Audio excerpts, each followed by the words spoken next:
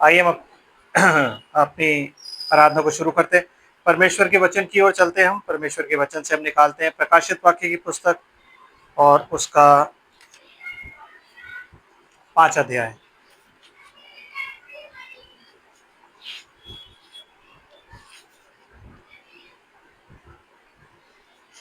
आमीन। प्रकाशित वाक्य की पुस्तक उसका 5 अध्याय, बुक ऑफ रेवलेशन चैप्टर 5। और मैं पहली आयत आपके सामने पढ़ता हूँ, उसके बाद हम बैठ जाएंगे, फिर बाकी क्या है तो मैसेज में देखते हुए चलेंगे। और जो सिंहासन पर बैठा था, मैंने उसके दाहिने हाथ में एक पुस्तक देखी जो भीतर और बाहर लिखी हुई थी, और वह 7 मुहर लगाकर बंद की गई थी। आमीन। परमेश्वर की आशीष उसके पवित्र वचन के पढ़े और सुने जाने पर हो। आमीन। प्रार्थना करते हैं। स्वर्ग और पृथ्वी के मालिक, हमारे स्वर्गीय पिता, हम आपके चरणों में हैं और आपके पुत्र और हमारे उद्धारकर्ता प्रभु यीशु मसीह के नाम में आपकी हुजूरी में आते हैं। प्रभु, अपना सर्वांग आपकी वेदी पे समर्पित करते हैं। मेरे पिता परमेश्वर, खुदावंद धन्यवाद करते हैं प्रभु जी आज के दिन के लिए, बीते समय के लिए। खुदावंद, आपने हमें सही सलामत रखा प्रभु जी। आज का ये दिन दिखाया मेरे प्रभु, इस छत के तले इकट्ठा किया ताकि हम भवन बन सकें। मेरे पिता परमेश्वर, तेरी जो दया हम पर हुई है उसके लिए तेरा धन्यवाद है। खुदावंद, हम धन्यवाद करते हैं तेरी तमाम आशीषों बरकतों के लिए, और खास तौर से इस वचन के लिए प्रभु जो तू प्रभु जी तूने हमें दिया। मेरे प्रभु, ये बात सच है खुदावंद कि इस पुस्तक की ओर देखने की औकात किसी की नहीं प्रभु जी, कोई जरूरत नहीं कर सकता प्रभु जी। पर मेरे प्रभु होने दे, तूने जो किया हम पर एहसान किया प्रभु, मसीह में होकर तूने वो रेवलेशन हमें दिया प्रभु, उसके लिए तेरा धन्यवाद है। पिता परमेश्वर, तेरी अनुग्रह की दृष्टि हम पर यूं ही बनी रहे। पिता, हमारी गलतियों को, हमारे गुनाह अपराधों को क्षमा करके और आज के हमारे समर्पण को ग्रहण कर मेरे प्रभु। तेरा रहम खुदावंद प्रभु यीशु मसीह के नाम में हम पर बना रहे और तेरा नाम पाक माना जाए। मेरे पिता परमेश्वर, इस वक्त में तू मददगार हो, क्योंकि ये तेरा वचन है प्रभु, और हम इस वचन पर फेलोशिप करते हैं खुदावंद।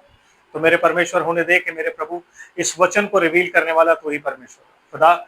स्वर्ग में जो कुछ भी है वो तो यहाँ लिखा हुआ है मेरे पिता, लेकिन इसको रिवील करने वाला तेरा आत्मा है प्रभु, इसको सही से समझाने वाला तेरा आत्मा है मेरे प्रभु, क्योंकि वो हमेशा स्वर्ग में है। इसलिए तेरे हाथों में सुपुर्द करता हूँ प्रभु जी, तू ही मददगार हो और अपनी आत्मा के जरिए इस पुस्तक को, इस चैप्टर को खोल के बता, ताकि मेरे पिता परमेश्वर हम मेरे खुदावंद इसकी गहराई को, सच्चाई को जाने और उस जगह को जाने प्रभु जी जहाँ आने वाले हैं। तमाम बातों के लिए तेरा कोटि कोटि धन्यवाद करते हैं। तेरी महिमा, तेरी बड़ाई युगानुयुग तक होती रहे। सारा आदर, महिमा, धन्यवाद तुझे देते हुए प्रभु सब कुछ हम तुझे ही समर्पित करते हैं मेरे पिता परमेश्वर। आगे कार्रवाई को तुझे समर्पित करते हैं मेरे प्रभु। इस भवन के चारों ओर मेरे खुदावंद तेरा दूध छावनी किए रहे, ताकि कोई डिस्टर्बेंस ना हो। हे खुदा, तू जो हमारा पिता है, तेरी महिमा, तेरी बड़ाई हो। प्रभु यीशु मसीह के नाम में तेरी महिमा बड़ाई करते हैं, तेरा धन्यवाद करते हैं, तुझे आदर और महिमा देते हैं। इन प्रार्थनाओं को तेरी वेदी पर लाते हैं मेरे परमेश्वर, धन्यवाद के साथ लाते हैं मेरे खुदावंद, और तेरे पुत्र और हमारे उद्धारकर्ता प्रभु यीशु मसीह के नाम से ही मांगते हैं प्रभु जी। दया से तू इन्हें सुन और ग्रहण कर ले। आमीन। Praise the Lord. आप लोग बैठ जाइए। God bless you all. Yes, पहली आयत। सिस्टर प्लीज पहली आयत पढ़िए। प्रकाशित वाक्य 5 अध्याय। 4 अध्याय में हमने देखा कि कैसे जो स्वर्ग का एक दृश्य हमें दिखाया गया, जिसमें यूहन्ना ऊपर जाता है, ऊपर जाके तमाम चीजें वो देखता है, और जो कुछ भी वो देखता है वो हमें बताता है। अब वो कुछ और खास चीजें आगे बता रहा है हमें, और वो खास चीज ये, मतलब यहाँ से जब हमारा जो बाइबल शुरू होती है, तो यहाँ से एक अलग हम आयाम में है। अब हम स्वर्ग देख रहे हैं, थोड़ी देर बाद हम पृथ्वी देखेंगे, थोड़ी देर बाद हम स्वर्ग देखेंगे, थोड़ी देर बाद हम पृथ्वी देखेंगे, ये चलता रहेगा। आमीन। और खुदा अपनी आत्मा के द्वारा लीड करके ही सारी चीजें हमें सिखाने वाला और बताने वाला परमेश्वर है। उसकी महिमा बड़ाई युगानुयुग तक होती रहे। तो सिस्टर प्लीज पढ़िए प्रकाशित वाक्य 5 अध्याय पहली आयत। क्या देखता है यूहन्ना? जो सिंहासन पर बैठा था, मैंने उसके दाहिने हाथ में एक पुस्तक देखी जो भीतर और बाहर लिखी हुई थी। ओके, सबसे पहली चीज है कि यहाँ सिंहासन पर ना कोई बैठा हुआ है। आमीन। स्वर्ग में पहले उसने एक सिंहासन देखा था, वो बताता है 4 अध्याय में, और स्वर्ग में सिंहासन में कोई बैठा हुआ है जो यशब और माणिक सा दिखाई पड़ता है। उसके चारों ओर मरकत सा मेघ धनुष है। आमीन। और जब हमने इसको पूरा देखा था तो वो मनुष्य के पुत्र सरीखा था। परमेश्वर के पुत्र, मनुष्य के पुत्र, मतलब यीशु मसीह को रिप्रेजेंट करता है। आमीन। अब यहाँ वो कहता है कि उसके हाथ में एक पुस्तक है। तो जिस की ये बात कर रहा है कि सिंहासन पर जो बैठा हुआ था वो ऑलमाइटी है, और जिस हाथ की वो बात कर रहा है, एक चीज आपको याद रखनी है कि जो सिंहासन है, उस सिंहासन पर जो बैठा है वो आत्मा है। वाचा के संदूक के दोनों करूबों के बीच में से जो बात करता था वो पिलर ऑफ फायर था। तो उस पिलर ऑफ फायर के हाथ नहीं थे, और उस पिलर ऑफ फायर का मुंह नहीं था, उस पिलर ऑफ फायर का कोई आकार नहीं था, इसीलिए उसने अपने लिए एक देह बनाई, उस देह को चुनकर उसमें देहधारी हुआ। आमीन। और वो देह जब ऊपर चली गई तो उसके बाद अगेन पिलर ऑफ फायर नीचे आया पवित्र आत्मा के रूप में, और वो हम सब में बट गया। समझ रहे बात को?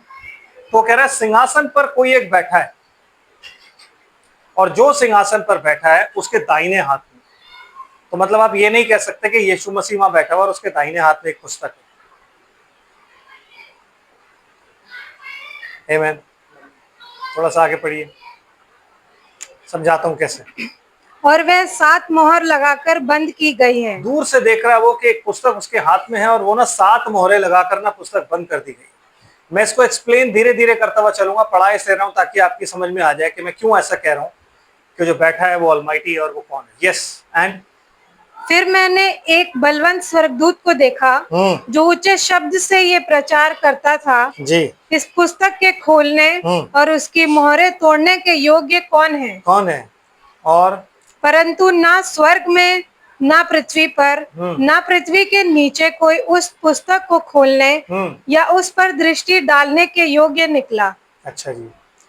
तब मैं फूट फूट कर रोने लगा जी, क्योंकि उस पुस्तक के खोलने या उस पर दृष्टि डालने के योग्य कोई ना मिला। जी। इस पर उन प्राचीनों में से एक ने मुझसे कहा, मत रो, मत रो। देख यहूदा के गोत्र का एक सींग, हाँ, जो दाऊद का मूल वह है, सींग, यहूदा के गोत्र का वह सींग, यहूदा के गोत्र का वह सींग जो दाऊद का मूल है, उस पुस्तक को खोलने और उसकी 7 मोहरें तोड़ने के लिए जयवंत हुआ है। जी। तब मैंने उस सिंहासन और चारों प्राणियों और उन प्राचीनों के बीच में मानो एक वध किया हुआ मेमना खड़ा देखा। कहाँ पे? प्लीज टेल मी, कहाँ? आमीन। कहता है चारों प्राणियों और 2400 प्राचीन, इनके बिल्कुल बीच में क्या चीज है? सेंटर में यहाँ पे क्या है? एक मेमना, मर्सी सीट। आमीन। समझ रहे ब्रदर? क्या है? Mercy seat. ठीक है जी।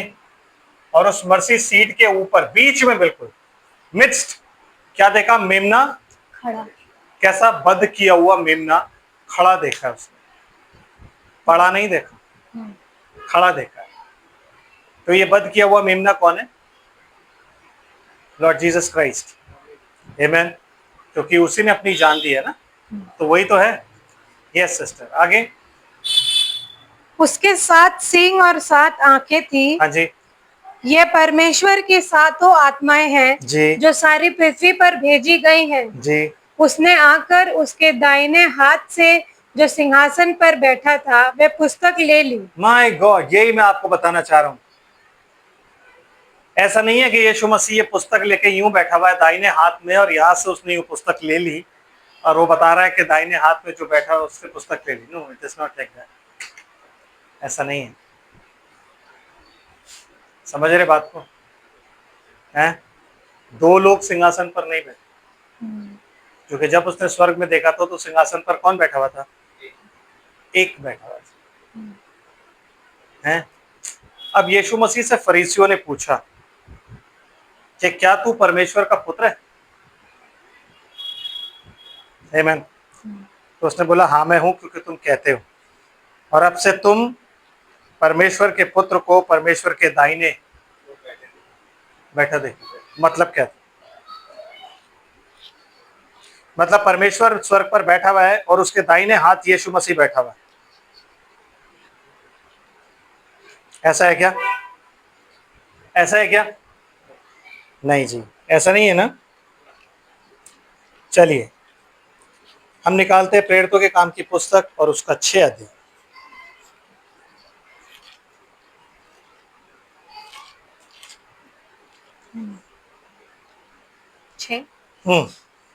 पहले आयत से नहीं, पहली आयत से नहीं पढ़े। हाँ, पहली आयत से पढ़िए। थोड़ा सा मैं बता देना चाहता हूँ वहां पे क्या हो रहा है। उन दिनों में जब चेलों की संख्या बहुत बढ़ने लगी, तब यूनानी भाषा बोलने वाले इब्रानी भाषा बोलने सॉरी, वालों हाँ ठीक है, 6 पढ़िए, राइट। तब यूनानी भाषा बोलने वाले इब्रानी भाषा बोलने वालों पर कुड़कुड़ाने लगे कि प्रतिदिन की सेवकाई में हमारी विधवाओं की सुधि नहीं ली जाती जी।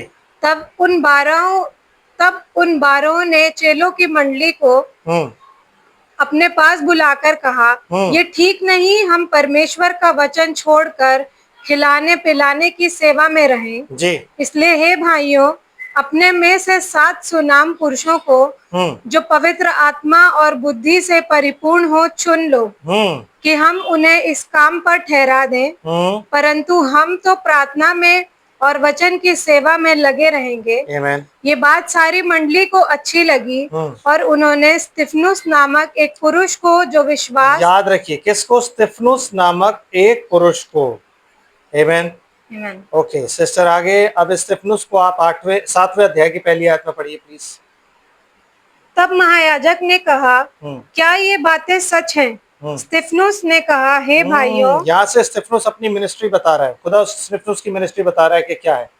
यस, क्या बोलता है? स्तिफनुस ने कहा, हे भाइयों और पितरों सुनो, हमारा पिता अब्राहम हरान में बसने से पहले जब मेसोपोटामिया में था, तो तेजो में परमेश्वर ने उसे दर्शन दिया और उससे कहा, तू अपने देश और अपने कुटुंब से निकलकर उस देश में जा जिसे मैं तुझे दिखाऊंगा। तो ये बातें वो कर रहा था, करता रहा। उसके बाद उन्हें बहुत सी बातें उसने बोली और तमाम बातें ओल्ड टेस्टमेंट से लाके उसने एंड में फरीसियों पर भाटा फोड़ दिया कि भाई तुमने और तुम्हारे बाप दादों ने भविष्यद्वक्ताओं को मारा। ये सब बातें उसने बोली, ये सब इसमें लिखी है चैप्टर में।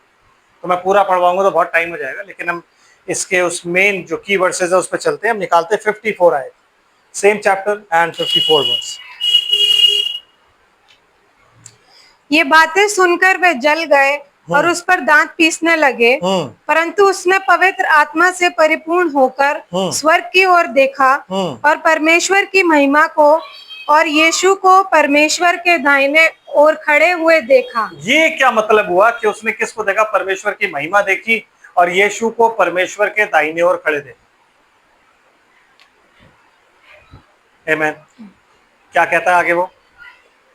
देखकर कहा, देखो मैं स्वर्ग को खुला हुआ और मनुष्य के पुत्र को परमेश्वर के दाहिने ओर खड़ा हुआ देखता हूँ। मतलब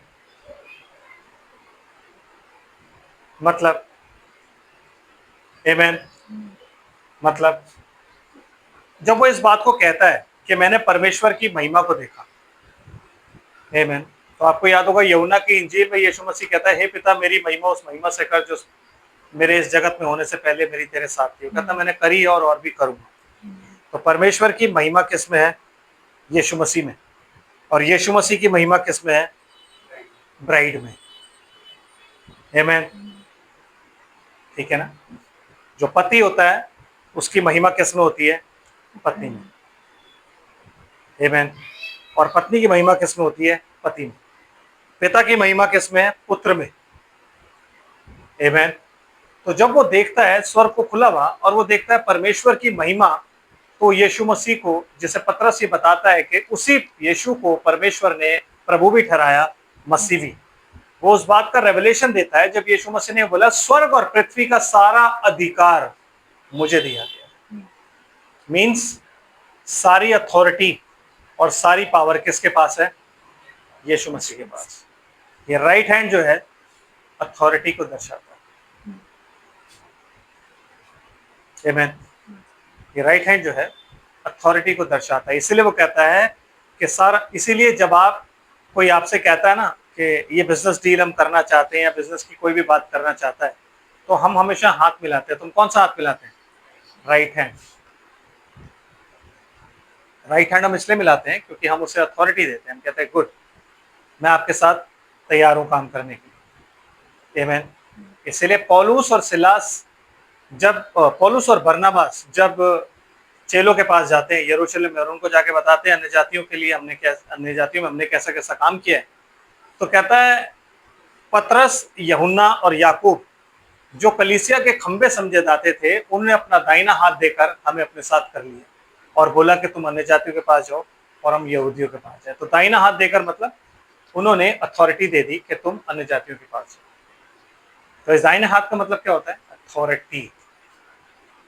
प्रकाशित वाक्य की पुस्तक जब भी आप पढ़ोगे तो फिगरेटिव लैंग्वेज में लिखी है, उसमें कुछ भी चीज ऐसी नहीं लिखी हुई जो आपको लगे कि यार ये physical, no, it is all spiritual, क्योंकि वहां जो रहती है ना वो आत्मा है। आमीन। स्वर्गदूत जो होते हैं ना वो आत्मिक होते हैं, ये करूब जो है ना ये आत्मिक है, ये हर चीज को दर्शाती है कोई ना कोई चीज। आमीन। समझ रहे हो आप? तो जब वो कहता है कि दाहिने हाथ, तो दाहिने हाथ का मतलब होता है अथॉरिटी। मतलब ये एक ऐसी पुस्तक है जो पुस्तक आदम को दी गई, इसे बोला जाता है बुक ऑफ लाइफ। कहते हैं ना मेमने की जीवन की पुस्तक में जिसके नाम नहीं पाए गए वो आग और गंधक की झील में डाला गया। तो ये जीवन की पुस्तक थी जो आदम को दी गई थी। क्यों? क्योंकि परमेश्वर ने उसमें जीवन का श्वास फूका था और आदम जो था इस पृथ्वी का गॉड था। आमीन। इस पृथ्वी पर अमेच्योर गॉड था, समझ रहे हैं? तो उसको एक किताब दी गई थी, लेकिन जब आदम गिरा तो ये किताब जो थी गिरने के कारण वापस किसके पास पहुंच गई? ओनर के पास। आमीन। तो जब ये वापस ओनर के पास पहुंची है तो उस ओनर ने इस किताब को ऑलरेडी 7 सील्स लगा के सील बंद कर रखा था। कब? जब उसने आदि से पहले मेमना बलि किया था। आदि से पहले मेमना बलि करने का पर्पस ये था कि वो उस 7 सील बुक्स को, उस बुक को 7 मोहरों से सील कर दे, बंद कर दे।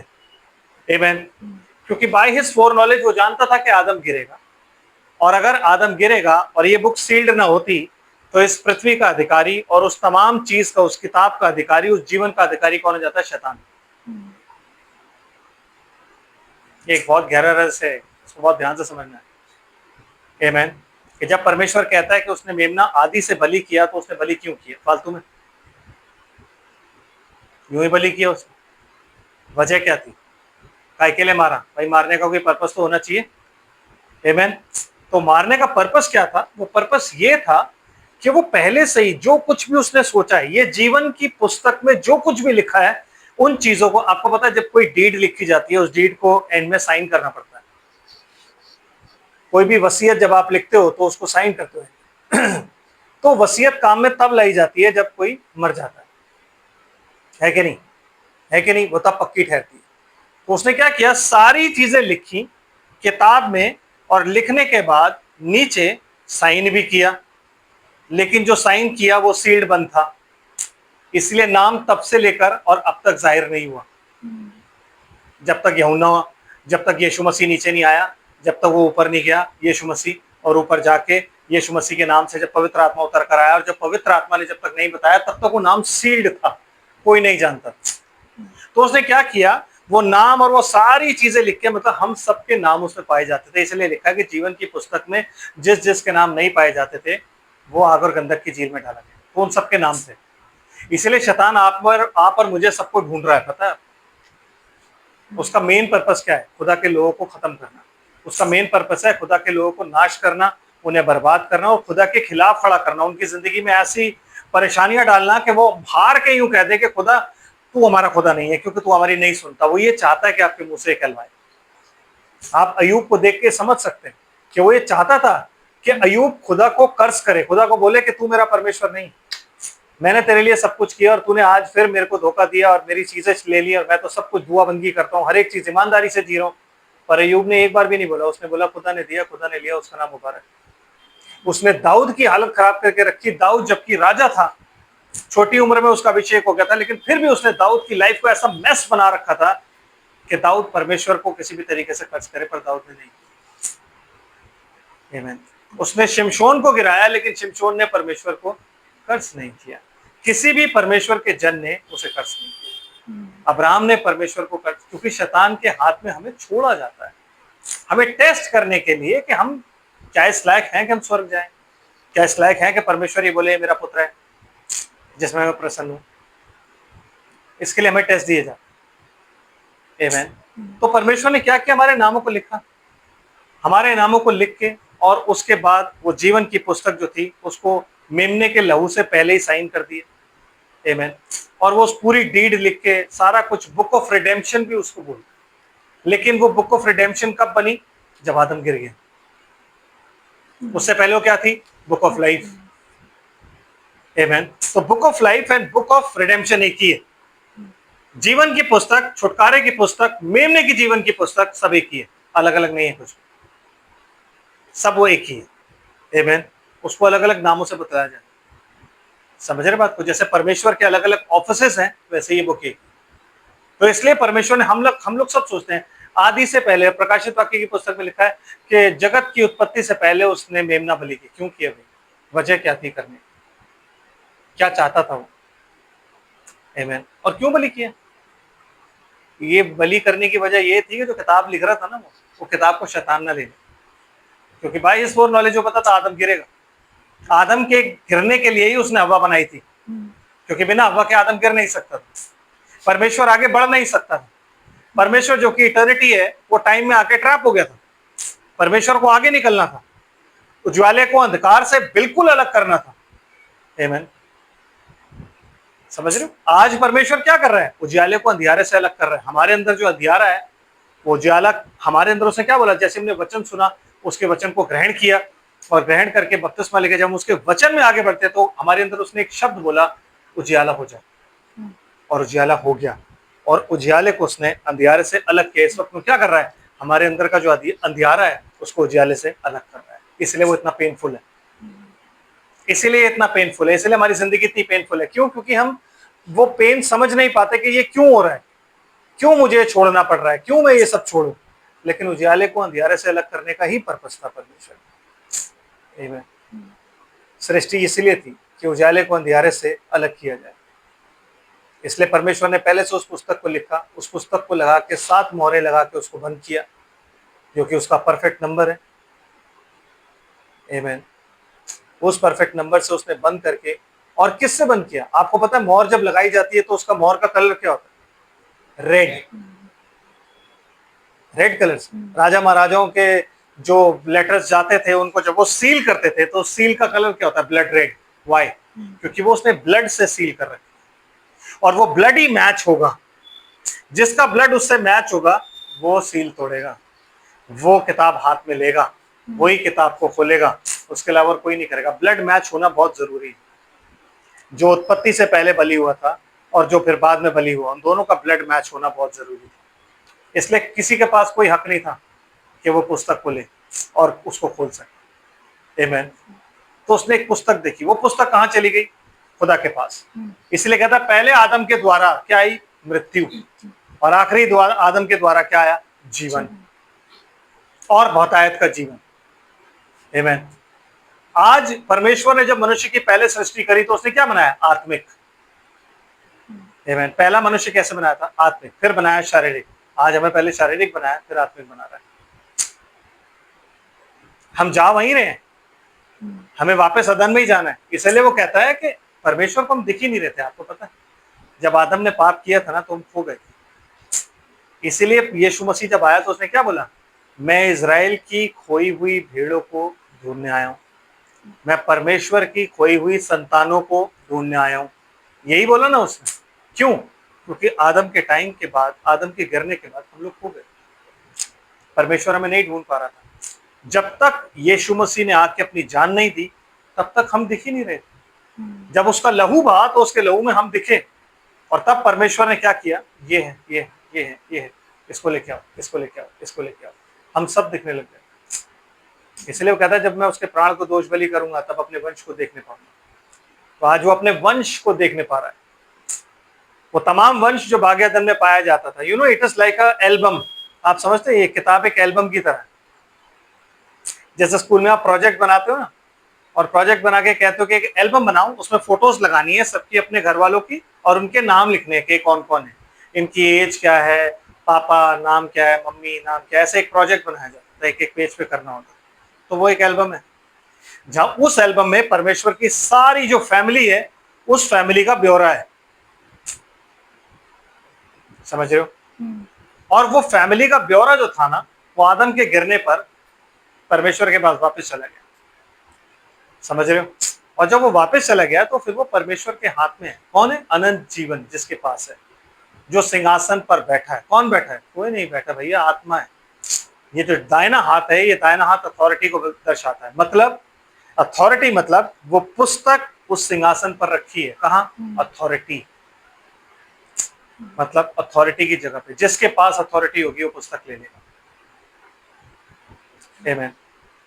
अब आप ये मत सोचो आप स्वर्ग में जाओगे तो आपको ऐसी एक पुस्तक दिखेगी जो पुस्तक यूं रखी भी होगी और कोई आकर उस पुस्तक को ले लेगा। ये फिगरेटिव लैंग्वेजेस है। आमीन। वो पुस्तक ऑलमाइटी के हाथ में क्यों है? क्योंकि जब तक मेमना बलि नहीं होगा ना, तब तो वो पुस्तक ले नहीं पाएगा। आपको ये बात मालूम होनी चाहिए कि प्रकाशित वाक्य की पुस्तक कब लिखी गई है मालूम? लगभग 90 AD के पास। ठीक है ना? मतलब जब यूहन्ना बूढ़ा हो गया था ना, तो उसके आसपास से लिखी गई है। तो जब यीशु मसीह ऊपर गया, ऊपर जाने के बाद ही उसने तमाम बातें उसको दिखाई, तमाम राज ही उसको खोले। और तब से आज तक वो क्या है? उस सिंहासन पे पड़ा हुआ मेमना है, बद किया हुआ। इसलिए आप और मैं आराम से घूम रहे हैं, क्योंकि ग्रेस अभी भी है। इसको हम क्या बोलते हैं? Mercy seat. मर्सी सीट पर वो आज भी पड़ा हुआ है। अगर वो नहीं होता, आप और मैं बचते नहीं। वो लहू आज भी वही है। तो जिस दिन लहू हट गया, उस दिन हमारे लिए तो बहुत बुरा टाइम आ जाएगा। हमारे लिए कोई माफी नहीं है। यही वक्त है कि हम वापस आ सकते हैं। यही वक्त है कि हम उससे जो कुछ भी हमसे गलतियां हुई हैं उसकी माफी मांग के उसके साथ साथ चल सकते। जो यही वक्त है। अगर एक बार वक्त चला गया उसके बाद कुछ नहीं होगा, क्योंकि परमेश्वर अपने वचन पे चलता है। तो जब तक लहू है सब कुछ है। जब लहू हट जाएगा फिर आप और मैं कहाँ है कहाँ नहीं, कुछ नहीं पता। आमीन। हम स्वर्ग नहीं जा सकते। समझ रहे? तो कहता है कि जो सिंहासन पर बैठा है उससे उसके दाहिने हाथ से उसने पुस्तक ले ली। किसने? मेमने ने। वहां तो एक ही इंसान बैठा हुआ, बट वो दो चीजें दर्शा रहा है। आमीन। एक, अथॉरिटी। यीशु मसीह ने मरने के बाद सबसे उत्तम नाम पाया, उसे प्रभु भी ठहराया, मसीह भी। स्वर्ग और पृथ्वी का सारा अधिकार उसके पास है। आमीन। किसके पास है? यीशु मसीह के पास है। तो विच मीन्स बुक भी उसी के पास है। लेकिन बुक वो ले कब सकता है? जब वो मेमना, बुक ले कौन सकता है? वो मेमना जो बलि हुआ है और बलि होके उसने अपने प्राणों को दिया है, तो वही मेमना उससे किताब ले सकता है। यही वो जीवन का पेड़ है जिसके चारों ओर ये चारों प्राणी उसकी रक्षा कर रहे हैं। आमीन। इसी जीवन को हमें पाना है, और इसी जीवन को पाने के लिए हमें वो जीवन का जो लहू है वो अपने ऊपर लेना है। जब हम लहू को अपने ऊपर लेते हैं तब हम आगे चलते हैं। आमीन। एंड सिस्टर क्या कहता है आगे? हमने कहाँ तक पढ़ा था? पुस्तक को हाँ, प्रेरितों के काम हमने पूरा कर दिया था। प्लीज वापस चलते हैं रेवलेशन चैप्टर 5।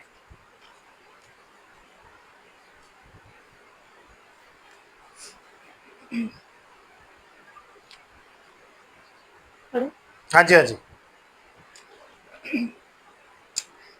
जब उसने पुस्तक ले ली तो वह चारों प्राणी और 24 प्राचीन उस मेमने के सामने गिर पड़े। चारों प्राणी मतलब ये जो चार लोग हैं, ये जो चार लोग हैं 1 2 3 4 और ये 24 प्राणी प्राचीन जो हैं, ये सब के सब उस मेमने के सामने गिर पड़े। मतलब सिंहासन के सामने इन्होंने क्या किया? गिर पड़े का मतलब ये नहीं हो बेहोश हो गए। नो, ये कुछ कर रहे थे, ये बैठे हुए थे। जो 24 प्राचीन है वो बैठे हुए थे, वो देख रहे थे। लेकिन जैसे ही उसने पुस्तक ली, आमीन, पुस्तक लेते ही क्या हुआ? ये सारे के सारे उसके सामने दंडवत करके मुंह के बल गिर गए। आमीन। मुंह के बल सारे के सारे गिर गए। और फिर क्या हुआ? उनमें से हर एक के हाथ में वीणा हाँ और धूप जी, जो पवित्र लोगों की प्रार्थनाएं हैं मतलब से भरे हुए सोने के कटोरे थे। उनमें से हर एक के हाथ में धूप थी और हर एक के हाथ में वीणा थी। आमीन। आमीन। आपकी प्रेस जो आप करते हो, वो जो खुदा की आप प्रेस करते हो ना, चर्च में नहीं, नो नो प्लीज, चर्च में नहीं। अपनी जिंदगी से जो आप खुदा की प्रेस करते हो ना, वो प्रेस पर्सनल लाइफ और आपकी प्रार्थनाएं, ये दोनों उनके पास है। अब हमारा मीडिएटर कौन है? यीशु मसीह, है कि नहीं? हम यीशु मसीह के नाम से प्रार्थनाएं मांगते हैं, लेकिन हमारी प्रार्थना है उन लोग के पास क्यों?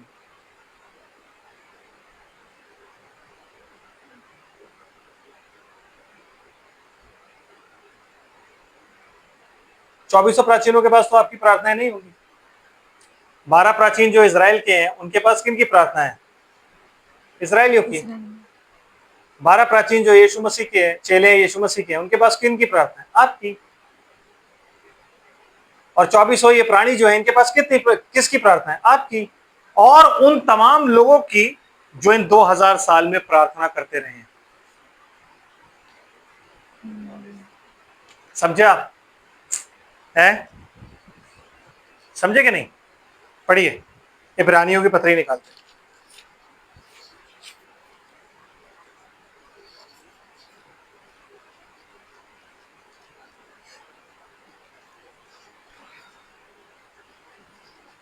इब्रानियों की पत्री और उसका 11 अध्याय पहली आयत पढ़िए।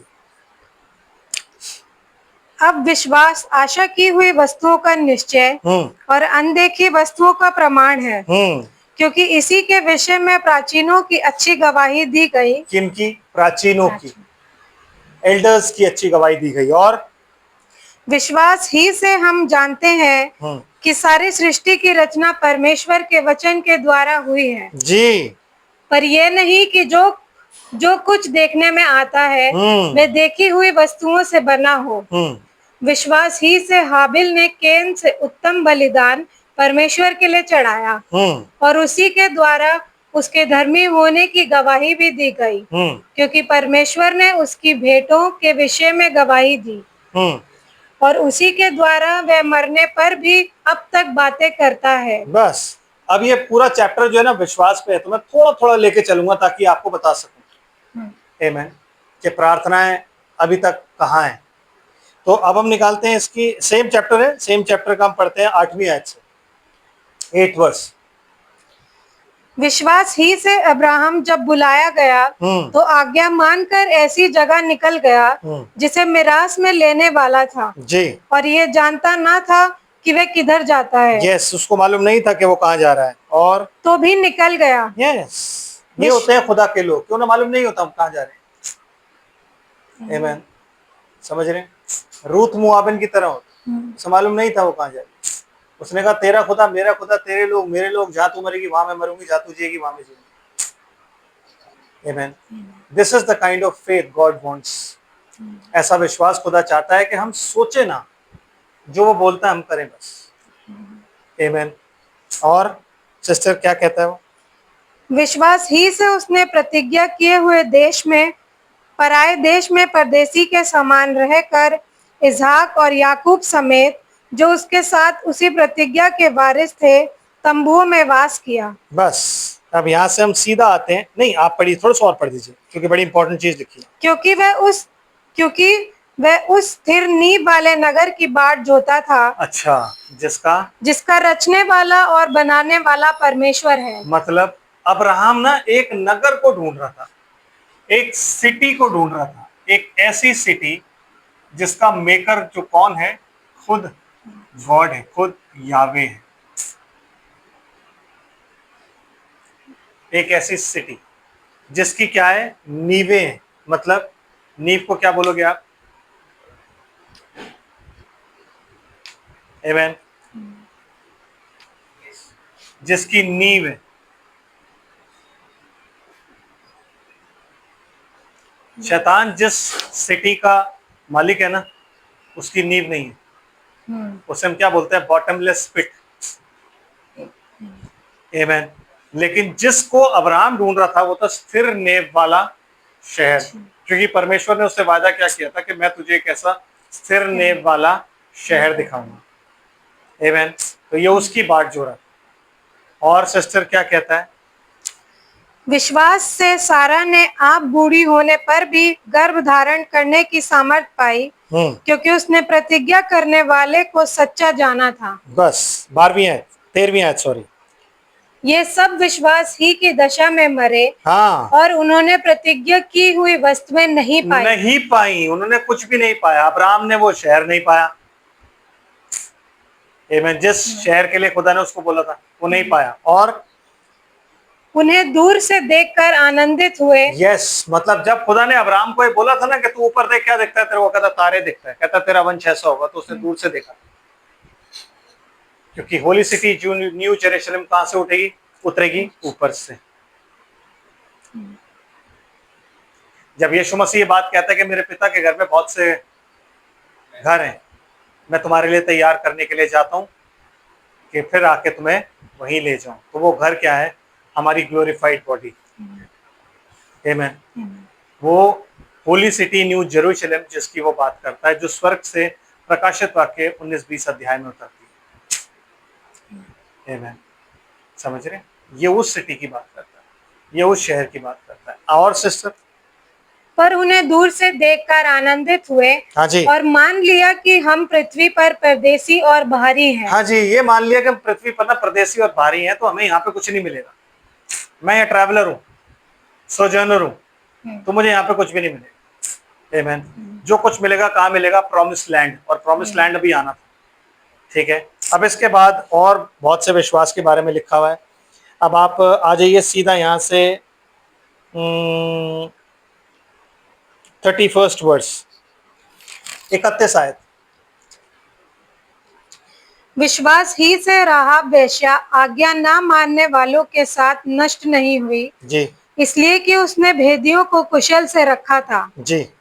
अब और क्या कहूँ, क्योंकि समय नहीं रहा कि गिदोन का और बारेक का और शिमशोन का और यिफ्तह का और दाऊद का और शमूएल का जी, और भविष्यद्वक्ताओं का वर्णन करूं। हाँ जी। इन्होंने विश्वास ही के द्वारा राज्य जीते, धार्मिकता के काम किए, प्रतिज्ञा की हुई वस्तुएं प्राप्त की, सिंहों के मुंह बंद किए, आग की ज्वाला को ठंडा किया, तलवार की धार से बच निकले, निर्बलता में बलवंत हुए, हाँ जी, लड़ाई में वीर निकले, परदेशियों की फौजों को मार भगाया, स्त्रियों ने अपने मरे हुओं को फिर जीवित पाया, कितने तो मार खाते खाते मर गए और छुटकारा ना चाहा, इसलिए कि उत्तम पुनरुत्थान के भागी हों। जी। कई एक ठट्टों में उड़ाए जाने। और ये जो आपको बात लिखी हुई है, सारी बात शुरू हो रही है वहां से और आपको कहां तक लेके आ रही है? पूरी 2000 साल की जेंटाइल डिस्पेंसेशन। आमीन। जब परसिक्यूशन शुरू हुआ ईसाइयों का, मसीहियों को जब मारा जा रहा था, ये सब कुछ वो बता रहा है। और कई एक ठट्टों में उड़ाए जाने और कोड़े खाने, वरन बांधे जाने और कैद में पड़ने के द्वारा परखे गए, पथराव किए गए और एक आरे के चीरे गए, उनकी परीक्षा की गई, तलवार से मारे गए, वे कंगाली में और कलेश में दुख भोगते हुए, भेड़ों और बकरियों की खालें ओढ़े हुए इधर उधर मारे मारे फिरे, और जंगलों और पहाड़ों और गुफाओं में और पृथ्वी की दरारों में भटकते फिरे। संसार उनके योग्य ना था। विश्वास ही के द्वारा इन सब के विषय में अच्छी गवाही दी गई जी, तो भी उन्हें प्रतिज्ञा की हुई वस्तु ना मिली। उनमें से किसी को भी प्रतिज्ञा की हुई वस्तु ना मिली। रीजन? क्योंकि परमेश्वर ने हमारे लिए पहले ही से एक उत्तम बात ठहराई कि वह हमारे बिना सिद्धता को ना पहुंचे। ओके, मतलब कटोरों में प्रार्थनाएं अभी भी हैं दोस्त, है नहीं? और वो चेलों के कटोरे में क्यों है? आपको मालूम है इस बात? वजह क्या है कि चेलों के कटोरे में? ओल्ड टेस्टमेंट और न्यू टेस्टमेंट का जो सेंटर पॉइंट है वो चेले। इसीलिए कहता है पितरों के मन पुत्रों की ओर और पुत्रों के मन पितरों की ओर। आमीन। तो जितने भी जेंटाइल डिस्पेंसेशन में आए हैं और जो चेलों की शिक्षाओं पर रहे, जो पौलुस ने प्रीच किया, वही आरेनियस ने, वही आगे जाके मार्टिन ने, वही लूथर ने, वो इन सब ने वही प्रीच किया जो चेलों ने प्रीच किया। तो जो जो उस वचन में बने रहे जो चेलों ने प्रीच किया था, उनकी प्रार्थनाएं चेलों के पास आता था, क्योंकि मूसा के लोगों की प्रार्थना मूसा के पास होती थी और खुदा क्या बोलता था, तेरे लोग।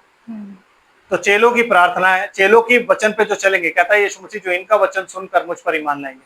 तो मतलब चेलों की शिक्षा जिनको मिली है, जो वो चेलों का वचन सुन के ईमान लाए हैं, उनकी प्रार्थना कहाँ है? चेलों के हाथ में। आमीन। उन 2000 सालों में जो लोग उनके वचन पर चल के शहीद हुए, जो मरे मसीह, उन लोगों की प्रार्थनाएं अभी तक पूरी नहीं हुई। क्यों? क्योंकि अभी तक आप और मैं नीचे जमीन पे बैठे हैं। समझ रहे हैं? लेकिन इजराइलियों का क्या है भाई? इजराइलियों के साथ भी तो कुछ होना चाहिए ना, ऐसा है नहीं? चलिए निकालते हैं प्रकाशित वाक्य की पुस्तक। और ओके, प्रकाशित वाक्य से पहले हम निकालते हैं प्रेरितों के काम की पुस्तक।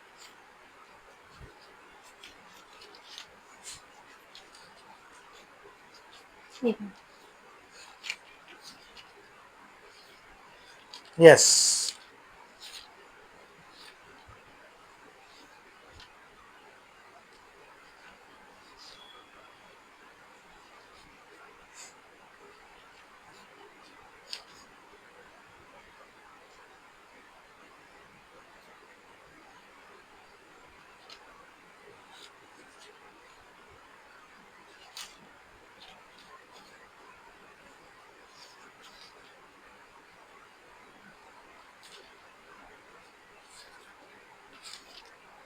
मैंने पढ़ना है कुरनेलियुस के बारे में।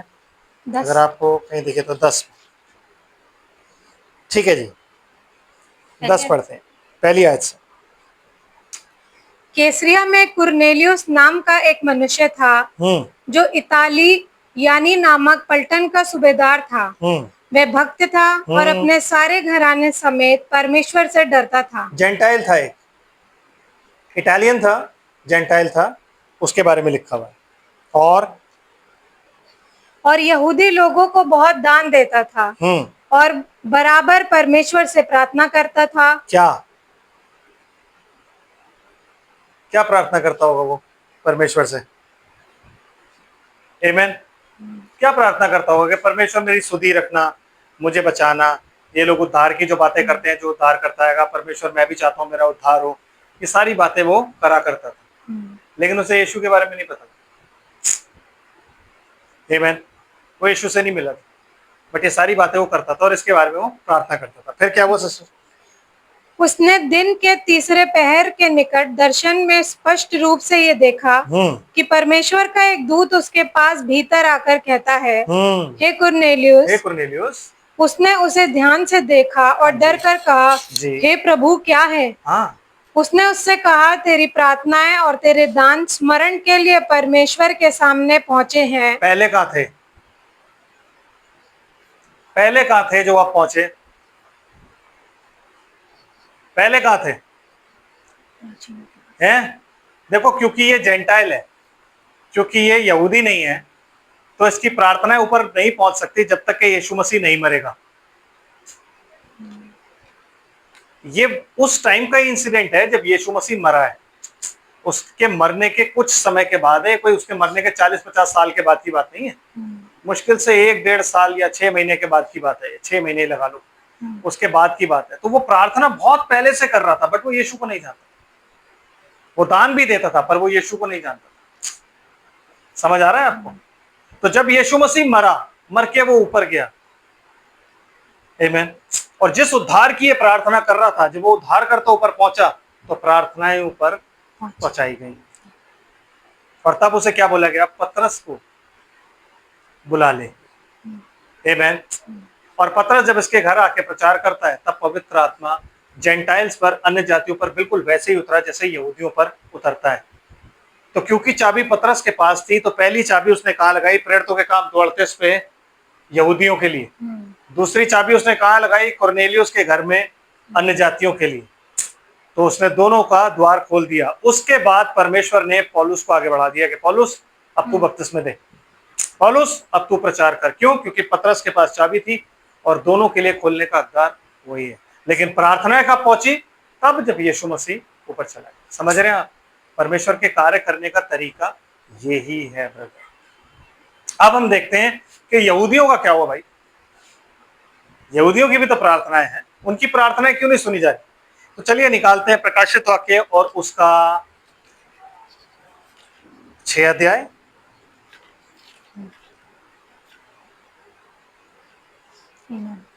प्रकाशित वाक्य 6 अध्याय 9 आयत से पढ़िए। क्या? जब उसने 5वीं मोहर खोली तो मैंने वेदी के नीचे उनके प्राणों को देखा, जो परमेश्वर के वचन के कारण और उस गवाही के कारण जो उन्होंने दी थी वध किए गए थे। कौन सी गवाही ब्रदर? कौन सा विटनेस? परमेश्वर का वचन मतलब स्क्रिप्चर्स, न्यू टेस्टमेंट नहीं, ओल्ड टेस्टमेंट की बात लिखी है, स्क्रिप्चर्स। आमेन। उनके कारण वो क्या किए गए थे? वध किए गए। आमेन। सारे के सारे। और वो अपनी एक गवाही देते थे। यहूदियों की अपनी एक टेस्टमनी है, दैट वी आर जूस, हम यहोवा के विटनेस हैं, क्योंकि यशायाह नबी की पुस्तक में लिखा है तुम मेरे गवाह हो। तो अगर यहोवा विटनेस कोई है तो वो कौन है? जूस। उसके अलावा कोई यहोवा विटनेस नहीं। ये जो इंग्लैंड में बैठे हुए हैं ना, इन्हें खुद ही नहीं पता ये कौन है। ज्यूज ही यहोवा विटनेस है, उनके अलावा कोई यहोवा विटनेस नहीं। समझ में आ रहा है आप? तो उनकी गवाही जो थी कि वो यहोवा के हैं, इसके कारण उनको मारा गया। आमीन। तो उस गवाही के कारण जो उन्होंने दी थी, उस टाइम से देते आ रहे थे, यहूदी थे, प्रॉफिट्स थे, प्रॉफिट्स को मारा गया, शुरू से मारते चले आ रहे हैं। वो सबके प्राण कहाँ हैं? वेदी के नीचे। ये वेदी है ब्रदर, ओ सॉरी, सिंहासन के आगे वेदी है, और उस वेदी के नीचे क्या है? उनके प्राण है। हेवन में है, सब कुछ हेवन में। लेकिन वेदी के नीचे का मतलब ये वो जगह है जहाँ पे सेव्ड सोल्स जाती हैं। मैंने आपको बताया ना, सेव्ड और अनसेव्ड सोल, मैं यहाँ बताऊंगा जब ये मोहर खुलेगी, अभी नहीं। अभी तो हम बातचीत किस पे कर रहे हैं कि वो कप्स में जो प्रार्थना है वो किन की है नहीं? तो चलिए सिस्टर, क्या लिखा है पढ़ते हैं। जब उन्होंने 5वीं मोहर खोली तो मैंने वेदी, उसने 5वीं मोहर खोली तो उसने, इसमें मैंने लिखा है। No no no no, 9th word, जब उसने 5वीं मोहर खोली तो मैंने, हाँ, लेकिन आपने उन्होंने 5वीं मोहर खोली बोला था ना, मैं इसलिए करेक्ट करा। तो मैंने वेदी के नीचे उनके प्राणों को देखा, जो परमेश्वर के वचन के कारण और उस गवाही के कारण जो उन्होंने दी थी वध किए गए थे। हाँ जी। उन्होंने बड़े शब्द से पुकार कर कहा, उन्हें बड़े शब्द से पुकार कर कहा, हे स्वामी, हे स्वामी, हे पवित्र और सत्य, तू कब तक न्याय ना करेगा? तू कब तक हमारा न्याय ना करेगा मेरे प्रभु? और पृथ्वी के रहने वालों से हमारे लहू का बदला कब तक ना लेगा? कब तक नहीं लेगा? आमीन। आमीन। समझ रहे हैं? आंसर क्या आता है? उनमें से हर एक को श्वेत वस्त्र दिया गया और उनसे कहा गया कि और थोड़ी देर तक विश्राम करो। अभी और रुको थोड़ी देर भाई। आमीन। और जब तक कि तुम्हारे संगीत दास और भाई जो तुम्हारे समान वध होने वाले हैं, उनकी भी गिनती 3.5 साल में जब एंटी क्राइस्ट बैठेगा तो वो भी वध होंगे, उनके बारे में। तो जब उनकी भी गिनती पूरी ना हो ले, सुनिए, गिनती पूरी ना हो ले मतलब सिर्फ जीवन की पुस्तक में जो लोग स्वर्ग में जा रहे हैं उन्हीं की गिनती की बात नहीं है। या गिनती किन की है? जिन लोगों ने एंटी क्राइस्ट के सामने अपनी जान देनी है उस 3.5 साल में, उनकी भी गिनती है brother and sister. By his four knowledge, अपने पूर्व ज्ञान के अनुसार वो हर एक चीज जानता है कि कौन कहां मरेगा। आमीन। तो उनकी प्रार्थनाएं तब भी नहीं सुनी गई। उन्हें बोला थोड़ा टाइम और रुको, जब तक कि वो गिनती पूरी ना हो ले। आमीन। और वो क्या कह रहे हैं कि हे परमेश्वर, हे पवित्र और हे सत्य, तू हमारे प्राणों का तू न्याय कब करेगा? ये बात सिर्फ और सिर्फ यहूदी कह सकते, ब्राइड ये बात नहीं कह सकती। पता है आपको ये बात? ब्राइड कभी भी न्याय की बात नहीं करेगी। क्यों? क्योंकि वो क्या है? यीशु मसीह की देह, और यीशु मसीह की देह हमेशा किस चीज की बात करती है? माफी। आमीन। क्यों? क्योंकि वो मत्ती 5 अध्याय जानती है कि जो तुम्हें सताते हैं उनके लिए तुम प्रार्थना करो, न्याय मत मांगो। जो तुम्हें कर्ज करते हैं उन्हें तुम ब्लेस करो। जो तुम्हें परसिक्यूट करते हैं उनके लिए तुम प्रार्थना करो, उनको ब्लेस करो, उनको माफ करो। ये सारी चीजें कौन सिखाता है? मसीह। आमीन। और पुराने नियम में क्या सिखाया गया है? न्याय। तो यहूदी जितने भी हो किस पे जीते हैं? न्याय पे। अब आप कहोगे ये तो आप ऐसे ही बोल रहे हो, बाइबल से भी कोई बात बताओ। चलो निकालते हैं, दोबारा चलते हैं प्रेरितों के काम की पुस्तक में और उसका 7 अध्याय निकालते हैं। आमीन। उसका 7 अध्याय निकालते हैं और पढ़ते हैं 54 वर्स। स्तिफनुस उनसे बातें कर रहा है और बातें करते करते उनका जो पारा है वो हाई हो गया, फरीसियों का और इजराइलियों का जो वहां खड़े हुए। आमीन। पढ़िए सिस्टर, क्या लिखा है? ये बातें सुनकर वे जल गए हाँ। और उस पर दांत पीसने लगे। परंतु उसने पवित्र आत्मा से परिपूर्ण होकर। आप ये पूरा चैप्टर बाद में पढ़ सकते हो, क्योंकि इसमें ये लिखा हुआ है कि तुमने भविष्यवक्ताओं को मार डाला, तुमने ये सब कर डाला, और अब जब मसीह आया तो तुमने उसे भी क्रूस पर चढ़ा दिया। ये सारी बातें लिखी है। तो ये सारी बातें सुन के ना वो चिढ़ गए, उनका मन जल गया कि यार ये हम ऐसे कैसे कर रहे हैं, दोष लगा रहा है। आमीन। तब हाँ जी। परंतु उसने पवित्र आत्मा से परिपूर्ण होकर स्वर्ग की ओर देखा और परमेश्वर की महिमा को और यीशु को परमेश्वर के दाहिने ओर खड़ा हुआ देखकर कहा, मैंने स्वर्ग में देखकर कहा, देखो मैं स्वर्ग को खुला हुआ और मनुष्य के पुत्र को परमेश्वर के दाहिने ओर खड़ा हुआ देखता हूँ। तब उन्होंने बड़े शब्द से चिल्लाकर कान बंद कर लिए और एक साथ उस पर झपटे और उसे नगर के बाहर निकालकर उस पर पथराव करने लगे।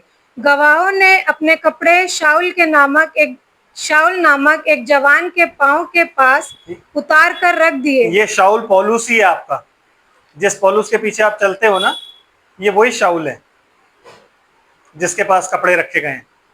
वो उसके बदगिर में शामिल था, इसलिए लिखा हुआ है यहाँ पे शाऊल नामक एक जवान के पास वो कपड़े उतार दिए गए ताकि वो भी विटनेस हो। उसकी मौत का विटनेस शाऊल भी था कि हाँ ये गलत कर रहा है, मारो उसको। कहीं मारूंगा पत्थर, मारो, तुम्हारे कपड़ों की देख रेख मैं कर रहा हूं, मारो मारो इसको और मारो। समझ रहे हैं? समझ आ रहा है? यस। एंड वे स्तिफनुस पर पथराव करते रहे। हाँ। और वे ये कहकर प्रार्थना करता रहा, क्या? हे प्रभु यीशु, हाँ। मेरी आत्मा को ग्रहण कर। फिर घुटने टेक कर ऊंचे शब्द से पुकारा, हाँ। हे प्रभु ये पाप उन पर मत लगा। ये पाप उन पर मत लगा। और ये कहकर वह सो गया। ये कहकर वो सो गया। ये ब्राइड की प्रार्थना है ब्रदर एंड सिस्टर। आमीन। ये ब्राइड की प्रार्थना है। इसलिए बाइबल कहती है कि अगर तू अपने दुश्मनों से प्यार ना करे तो फिर तू परमेश्वर का पुत्र नहीं है, तेरे लिए स्वर्ग में कोई प्रतिफल नहीं है। हमें अपने दुश्मन से क्या करना है? प्यार करना है, उसका न्याय नहीं मांगना है। हे प्रभु तू कब तक न्याय नहीं करेगा? आमीन। तो उस 5वें अध्याय में, उस 5वीं मोहर में जो लोग नीचे हैं वो कौन है? इजरायली। और उनकी भी प्रार्थना नहीं सुनी गई। क्यों? क्योंकि उनकी प्रार्थना क्या है? न्याय की। और अभी तक वो प्रार्थना नहीं सुनी गई। क्यों? जब तक हमारा कंप्लीशन नहीं होगा ना उनकी आज भी आपको पता है इजरायली प्रार्थना कर रहे हैं। वो जो सुलेमान के मंदिर की जो दीवार है, उस दीवार के साथ खड़े होकर वो प्रार्थना करते हैं और अपने मसीहा को बुलाते हैं कि हमारे मसीह को भेज दे, यावे अदोनाय हाशिम मसीहा को भेज दे, हाशिम मसीहा को भेज दे। वो ये बोलते रहते हैं। आज वो अपने मसीहा के लिए प्रार्थना कर रहे हैं, लेकिन नहीं भाई, उनकी प्रार्थना अभी नहीं सुनी जाएगी क्योंकि आपर में नीचे हैं। जब तक आपर में नीचे हैं बहुत चीजें रुकी हुई हैं ब्रदर एंड सिस्टर। जैसे आपर में ऊपर गए ना बहुत कुछ बदल जाएगा। ग्रेस अन्य जातियों से हट जाएगी, वो मर्सी सीट से लहू हट जाएगा और खुदा इजराइल की तरफ मुड़ जाएगा। जो प्रार्थनाएं वो कर रहे हैं वो प्रार्थनाएं पहुंच जाएंगी। आमीन। ये वही वक्त है जिस वक्त में वही प्रार्थनाएं जो आपकी है ना, उन्हीं प्रार्थनाओं में आग उंडेल के जब 7 सील खुलेगी तो जमीन पे डाल दी जाएगी। आमीन। आपको मैं आगे बताऊंगा जब ये चैप्टर आगे चलेगा 7 चैप्टर, तब मैं आपको बताऊंगा उसमें क्या क्या चीजें पाई जाती है। समझ रहे बात को? तो उनके हाथों में क्या है? वीणा है, आपकी प्रेजेस है जो आप प्रेस करते हो। दाऊद क्या करता था? दाऊद क्या बजाता था? वीणा। परमेश्वर चाहता है कि आप दाऊद की तरह प्रेस करें। आपकी प्रेज जो हो वो दिल से हो। आपकी प्रेज ऐसी ना हो जैसे डिनोमिनेशन के गाने नहीं होते, आप उसी साज उसी सुर में लगा के गा रहे हो, तो नहीं, आप दिल से गाओ। आपकी आवाज जैसी भी हो आप दिल से गाओ। आप खुदा की प्रेस करो। पर्सनली अपने रूम में बैठ के आप कितनी प्रेस करते हो? क्यों? क्योंकि दाऊद अकेला होता था तभी प्रेस करता था। जब वो अपनी भेड़ों को चराता था ना, तो वो गाने लिखता था, तभी वो प्रेस करता था। सिचुएशंस को देख के वो देखता था हरी हरी चराइयां हैं, वो देखता था कि सुखदाई जल का झरना है, वो उसी पे लिख देता था, बोलना शुरू करता था और वो गीत बन जाता था, भजन बन जाता था और वो उसी को गाता था। तो वो जो प्रेजेस आप करते हो खुदा की, वो प्रेज खुदा के पास है। आपकी प्रेज उसने कहीं भी अनसुनी नहीं करी। वो दुआएं जो आप करते हो, कौन सी दुआएं? कौन सी दुआएं? प्रभु मुझे नौकरी दे दे। नौकरी तो मिल गई है कि नहीं? प्रभु मुझे ये चाहिए, वो चीज मिल गई। प्रभु मुझे स्कूटी चाहिए, वो मिल गई। प्रभु मेरी शादी करा दे, वो हो गई। प्रभु मुझे ऐसा। जो भी आप प्रार्थनाएं करते जाते हो यहाँ पे पूरी हो रही है। तो ये कौन सी प्रार्थनाएं जो अभी ऊपर टिकी हुई? नहीं ब्रदर, प्रेस तो आपने हाथ बजा के जो प्रेस करी वो है, लेकिन प्रार्थनाएं भी हैं। वो प्रार्थनाएं क्या है? हे पिता इन्हें माफ कर क्योंकि ये नहीं जानते क्या करना। Till the time you are here, खुदा यहाँ पे कुछ भी नहीं करेगा क्योंकि आप यहाँ हो। इसलिए वो कहता है बदला मत ले, बदला लेना मेरा काम।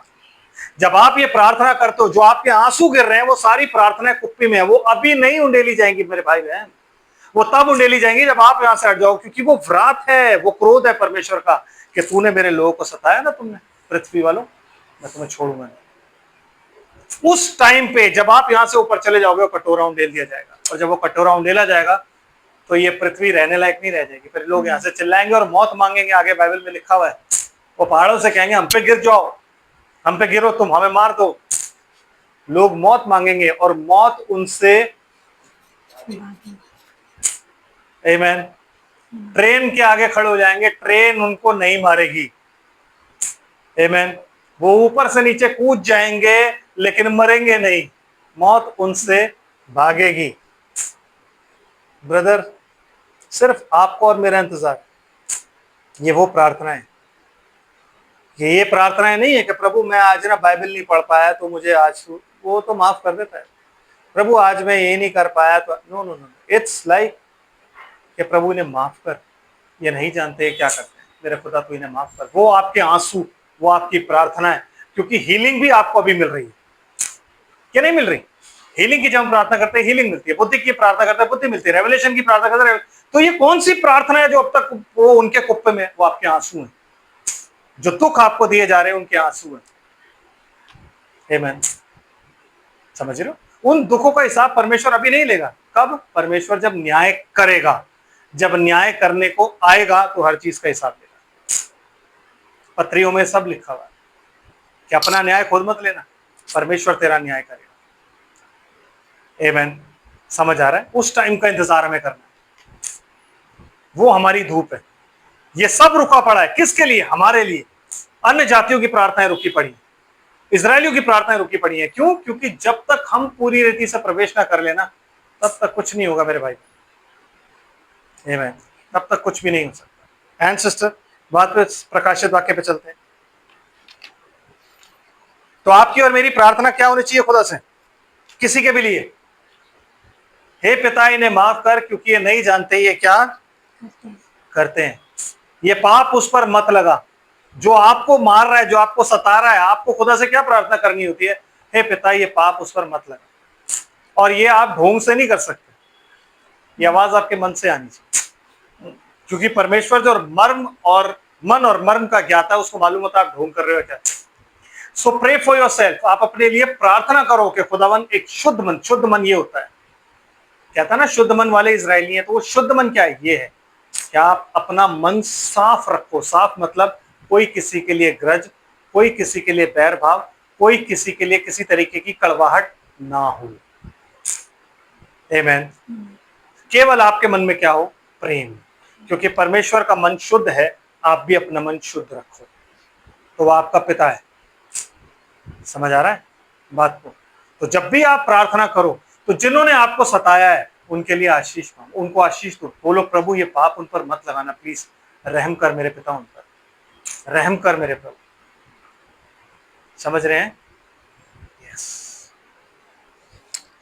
वे ये नया गीत गाने लगे, तू इस पुस्तक के लेने और इसकी मोहरें खोलने के योग्य है, क्योंकि तूने वध होकर अपने लहू से हर एक कुल और भाषा और लोग और जाति में से परमेश्वर के लिए लोगों को मोल लिया है। यस, जो आप गाना गाते हो ना, सारे आदर और सारी महिमा के योग्य, वही गाना वो गा रहे हैं। आमेन। और ये सब कौन बोल रहा है? चारों प्राणी और 24 प्राचीन। आमेन। ये सब लोग बोल रहे हैं। और उन्हें हमारे परमेश्वर के लिए एक राज्य और याजक बनाया। यस, हमें हमारे परमेश्वर के लिए क्या बनाया? एक राज्य और याजक। जो कि पतरस आपको कहता है क्या? कि तुम परमेश्वर के लिए एक चुना हुआ समाज हो, राजपदधारी हो। आमेन। याजकीय प्रजा हो। ये सब चीजें पतरस हमें बताता है कि हम कौन? हम चुने हुए लोग हैं, पेक्यूलियर लोग हैं, अलग है इस दुनिया से। जैसे? क्योंकि उसने हमें अपने लहू से मोल लेकर ऐसा बनाया है, उसने बनाया है। तो आप वापस दुनिया में जाने की कोशिश मत करो, फिर पिटोगे। उसके साथ ही रहो, क्योंकि उसने आपको ऐसा बनाया है। लोग कहते नहीं यार तू तो बड़ा बेवकूफ बन रहा है। अबे तो कितना यार बेवकूफ है, कितना बेवकूफ बनेगा यार तू लोगों से। आमेन। आप बन नहीं रहे हो, उसने आपको ऐसा बनाया है ताकि वो आपके द्वारा अपनी महिमा करे। समझ रहे हो कि नहीं? तो लोग कहते भी होंगे आपको थोड़ा चालाक बन, थोड़ा स्मार्टनेस आनी चाहिए तेरे अंदर। आमीन, है कि नहीं? जब यीशु मसीह स्मार्ट नहीं था तो आप स्मार्ट कैसे बनोगे? उसने तो बेकार में, सिनलेस बंदे ने हमारे लिए जान दे दी। अगर आप किसी नॉर्मल इंसान से पूछो तो कहेगा भाई बेवकूफ आदमी था यार। वो लोग जो आज भी उसे हेट कर रहे हैं, वो लोग जो आज भी उसके वचन के खिलाफ जी रहे हैं, वो लोग जो आज भी उसके नाम पर पैसा कमा रहे हैं, उन लोगों के लिए उसने जान दी। क्या पाया? कुछ नहीं। आमीन। समझ रहे हो कि नहीं? लेकिन ये वो जानता है कि उसने किसके लिए जान दी। ठीक है, वो जानता है कि उसने किसके लिए जान दी, और जितनों के लिए उसने जान दी है उतनों को उसने क्या बनाया? अपने जैसा। क्राइस्ट लाइक नेचर बोलते हैं इसको। पौलुस कहता है let the mind of Christ be in you, मतलब प्रभु का मन तुम्हारे अंदर हो। तुम सोचो प्रभु की तरह, तुम बोलो प्रभु की तरह। तुम ये सोचो कि प्रभु यहाँ पे होता तो क्या करता। इसीलिए जब हम ऐसी बातें करते हैं ना, लोग हमें सोचते हैं कि यार ये ना लोगों को जज कर रहे हैं। लेकिन आपने ये नहीं देखा कि जब वो कहता है कि प्रभु का मन तुम्हारे अंदर हो, तो प्रभु जब यरूशलेम के मंदिर में गया तो उसने क्या किया? उसने कोड़ा लिया और लगा के लोगों को मारना शुरू कर दिया, और जितने वहां पे थे उनकी टेबल वेबल सब बिखरा दी, सब कुछ। वो लोगों को नहीं दिखाई देता। नहीं नहीं, डोंट जज ब्रदर, प्लीज डोंट जज। आमेन। समझ रहे हो कि नहीं? Let the mind of Christ be in you का मतलब ये है कि अगर गलत हो रहा है तो लानत हो, बताओ, क्या पता वो बदल जाए, है कि नहीं? यस। इन चीजों को ये हमें पता होनी चाहिए कि हम प्रभु का नेचर है कैसा। कहता है पत्रियों में लिखा बाय एक्सपीरियंस जानो कि प्रभु को क्या भाता है। Bye experience. आमीन। इस चीज को देखो, कैसे आप एक्सपीरियंस कैसे करोगे? खुदा के साथ रह के तो एक्सपीरियंस मिलेगा। अरे तुझे नहीं पता परमेश्वर ऐसे एक्ट करता है, तेरे को कैसे पता? भाई मैं खुदा के साथ रहता हूँ, मुझे पता है खुदा कैसे काम करता है। इसलिए बच्चे जब मुझसे कहते हैं ना कि आप नहीं समझोगे, तो मैं कहता हूँ तुम नहीं समझोगे, क्योंकि तुम जो देख रहे हो, तुम वो देख रहे हो जो नीचे से देख रहे हो। मैं जो देख रहा हूँ, मैं वो देख रहा हूँ जो मुझे वो दिखाता है, और उसने दिखाया है। I know him, how he works. जब मैं उसके आगे रिक्वेस्ट लेके जाऊंगा तो वो सुनेगा। क्यों? क्योंकि वो मेरा खुदा है भाई। उसने मुझे अलग क्यों किया? अलग करने का मतलब है मेरे पास जमीन पर कोई सोर्स नहीं है, मेरे पास तो सारी सोर्स ऊपर की है, और जब मैं ऊपर की सोर्स लगाऊंगा तो नीचे की सोर्स तो कहीं आएगी नहीं ना। हक जमाओ ना। जैसे आप अपने माँ बाप से बात करते हो वैसे उससे बात करो कि कहाँ जाऊं। हम तो सीधा बोलते हैं कहाँ जाए, हमारे पास तो कोई सोर्स नहीं। अब तूने हमें निकाल के अलग कर लिया, अब हम कहाँ जाए? हमें तो दुनिया में कोई नहीं जानता, तो हम कहाँ जाए? तो कहता कोई बात नहीं, मैं बैठा हूं ना, मैं करता हूँ।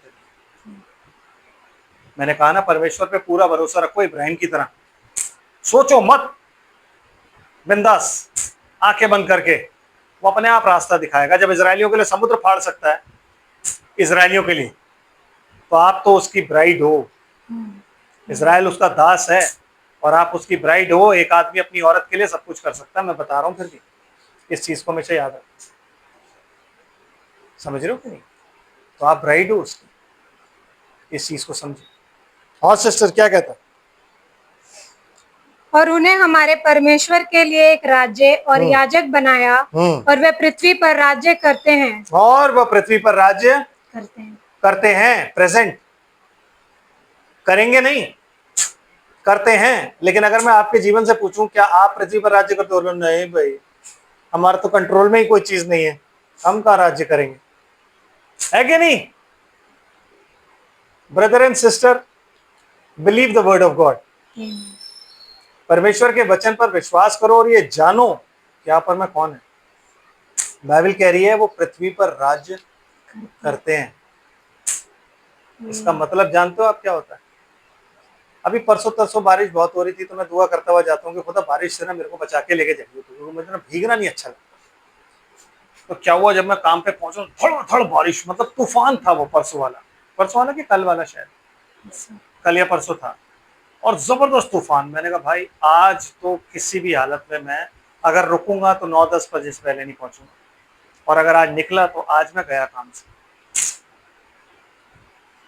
ज्यों ज्यों मेरी क्लास के खत्म होने का टाइम निकट आता गया, त्यों त्यों बारिश रुकती गई, और मैं वहां से जब चला हूं तो मैं सूखा ही चला। यहाँ आके थोड़ी सी मेरे को हल्की सी बारिश मिली, हल्का हल्का थोड़ा सा पानी पड़ा, बस। मैं घर आया, मैं बड़ा खुश। लेकिन मुझे रियलाइज कब हुआ, जब मैं खाने की दुआ कर रहा था, क्योंकि मैं उस वक्त में बोलता हूँ तेरा थैंक यू है कि तूने सही सलामत घर पहुंचाया। अब मुझे रियलाइज हुआ यार मैं तो दुआ करके जाता हूँ बारिश से बचाने।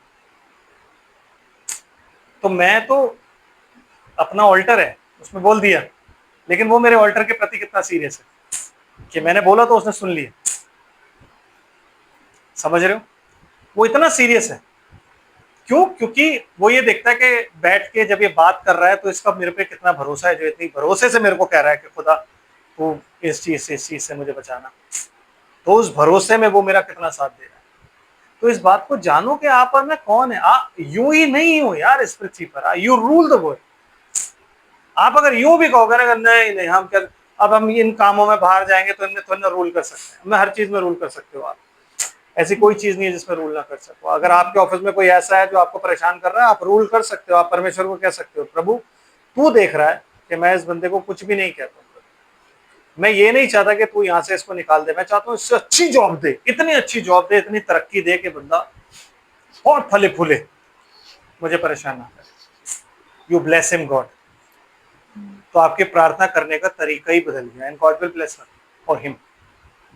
अच्छी नौकरी उसको, बहुत अच्छी नौकरी, और वो आपको बताएगा आके, बताएगी आके, पता है मुझे बहुत अच्छी अपॉर्चुनिटी मिली है, यहाँ से बहुत बढ़िया जॉब है। आप कहोगे वाह थैंक यू लॉर्ड, आमीन। जो जगह आपको उसने दे दी है वहां से आपको हिलने की जरूरत नहीं होती, क्योंकि कहता है जहां तेरे पैर पड़ गए ना वो तुझे दे दिया। परमेश्वर वो परमेश्वर है जो ये कहता है कि अगर तू मेरा कहलाता और मेरे अनुसार चलेगा ना तो मैं तेरे विरोधियों के मन में तेरी ओर से भय समवा दूंगा।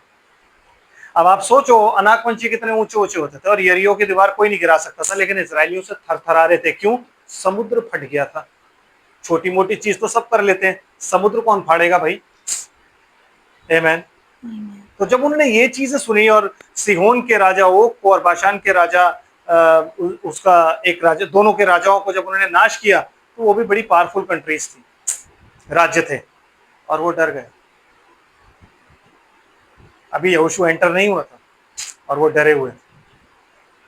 ब्रदर अपने आप को पहचानो, आप कौन हो, मैं कौन हूं। आमीन। कॉन्फिडेंस खुदा पर लाओ, बोलो कि खुदा करेगा। अपने जीवन को खुदा के अनुसार चलाओ। नबी कहता है जब तक तुम वचन से बाहर नहीं निकलोगे ना शैतान तुम पे पैर नहीं रख सकता। तुम वचन से बाहर निकलो पैर रख देगा। अपने आप को वचन से बाहर निकलने मत दो, वचन पे अड़ा के रखो। अपने आगे हमेशा वचन रखो, अपनी साइड में हमेशा वचन रखो, अपने पीछे हमेशा वचन रखो, तो कभी भी आप मात नहीं खाओ। आमीन। यस सिस्टर, कंप्लीट करते हैं, क्या लिखा? और जब मैंने देखा तो उस सिंहासन और उन प्राणियों और उन प्राचीनों के चारों ओर बहुत से स्वर्गदूतों का शब्द सुना, जिनकी गिनती लाखों और करोड़ों की थी, और वह ऊंचे शब्द से कहते थे, वध किया हुआ मेमना ही सामर्थ और धन और ज्ञान और शक्ति और आदर और महिमा और धन्यवाद के योग्य है। फिर मैंने स्वर्ग में और क्या कहते थे वो लोग? वध किया हुआ मेमना ही सारे धन, नहीं, शुरू से।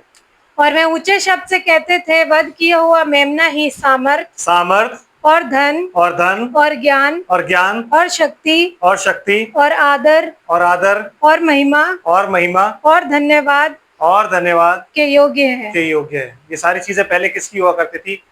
आत्मा की। और अब किसकी हो गई? यीशु मसीह की। He sitting as a god there. मेमना क्यों? क्योंकि उसने अपना प्राण दिया। लेकिन वो आगे कहीं ये नहीं कह रहे हैं क्योंकि तूने अपने प्राणों को देकर ना लोगों को मोल लिया। उन्होंने बोला कभी? एक बार भी बोला? ये पढ़ो क्या लिखा आगे। फिर मैंने स्वर्ग में और पृथ्वी पर और पृथ्वी के नीचे और समुद्र के सब सृजी हुई वस्तुओं को और सब कुछ को जो उनमें है ये कहते सुना, जो सिंहासन पर बैठा है उसका और मेमने का धन्यवाद और आदर और महिमा और राज्य युगानुयुग रहे। और चारों प्राणियों ने आमीन कहा और प्राचीनों ने गिर कर दंडवत किया। इसको एक्सप्लेन मैं कब करूंगा? On Friday. प्रभु आप सबको आशीष और बरकत दे, क्योंकि अगर अभी यहाँ से चलेंगे तो मैसेज लंबा हो जाएगा। तो एंजल्स ने वही बात ऐसे शब्द क्यों बोले और उसके आगे सब क्यों दंडवत किया, क्यों हुआ? Will take it on Friday. Amen. God bless you all. हम लोग प्रार्थना करते हैं। स्वर्ग और पृथ्वी के मालिक, हम तेरा धन्यवाद करते हैं तेरी सारी आशीष और बरकतों के लिए मेरे परमेश्वर। आज की शाम के लिए तेरा जीवित वचन है प्रभु, इसमें जीवन पाया जाता है प्रभु जी। जब